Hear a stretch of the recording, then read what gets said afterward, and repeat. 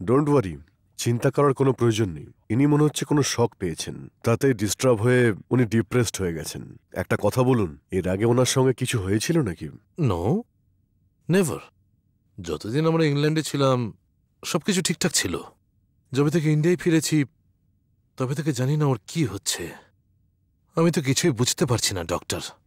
এসব কেন হচ্ছে আপনি বলতে পারবেন? হ্যাঁ, আপনি একদম ঠিক বলেছেন। ওনার মনের মধ্যে কিছু একটা লুকোনো রয়েছে, তার জন্যই এই সব হচ্ছে। ওনাকে ভালো মতো খেয়াল রাখতে হবে, যতটা সম্ভব ওনাকে রেস্ট নিতে দিন। আর আপনারাও রিল্যাক্সে থাকুন। আমি কিছু মেডিসিন লিখে দিচ্ছি, যাতে উনি আস্তে আস্তে সুস্থ হয়ে উঠবেন। ঠিক আছে তো? এই নিন। Thank you doctor. আর ওনার শরীরটা একটু ঠিক হয়ে গেলে কোনো শান্তিপূর্ণ জায়গাতে নিয়ে যাবেন, ওনার জন্য সেটা ভালো হবে। ঠিক আছে, আমি এখন আসছি।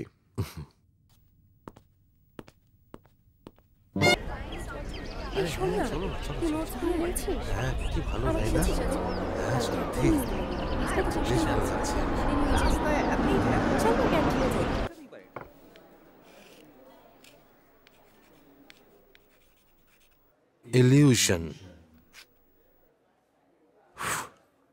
ডিয়ার স্টুডেন্টস, আমরা আজ ইলিউশন সম্পর্কে পড়ব। ইলিউশন মানে হলো ভ্রম।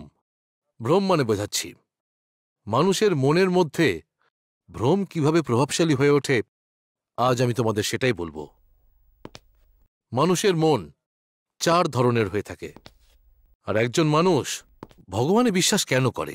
সে ভগবানকে কল্পনা করে, তার একটা মূর্তি নিজের মনে তৈরি করে। এটা শিলাযুগ। শিলাযুগের সময় মানুষ গাড়িতে ভ্রমণ করে, এই কথাটা তোমরা সবাই জানো আশা করি। আর হ্যাঁ, আরও একটা বিষয়, হঠাৎ করে ধেয়ে আসা বৃষ্টি, রাস্তায় নেমে আসা ঘূর্ণিঝড়, কালো মেঘ, বজ্রপাত, ঝড়, এই সব কিছু ইলিউশনের মতন ঘটে। আর মানুষ এই সব কিছু ভগবানের কাজ মনে করে। আর এই সব কিছুর কারণে মানুষের মনে ভগবানকে নিয়ে এক আশার সৃষ্টি হয়। তারপর সে বৃক্ষ আর পাথরকে ভগবান মেনে পুজো করতে শুরু করে।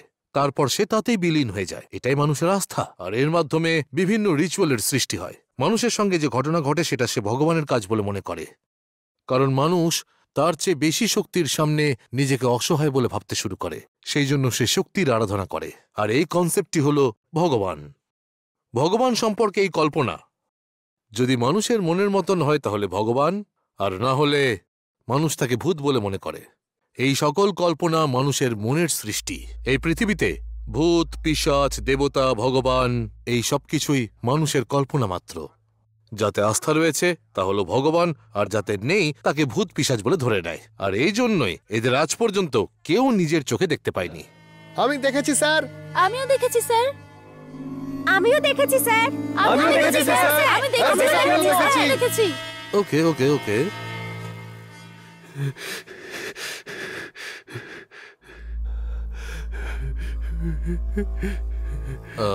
কি ব্যাপার, তুমি কাঁদছো কেন? আর তুমি এত ভয় পেয়ে আছো কেন? কি হয়েছে? স্যার স্যার স্যার স্যার আমি আমি আমি সত্যি ওকে দেখেছি স্যার, সেই জন্যে আমার খুব খুব ভয় করছে স্যার। সত্যি দেখেছো তুমি ভগবানকে নাকি ভূতকে? ভূতকে স্যার। ঠিক আছে, ক্যান্টিনে এসে আমার সঙ্গে দেখা করো, তোমার সঙ্গে কিছু কথা আছে। See you again.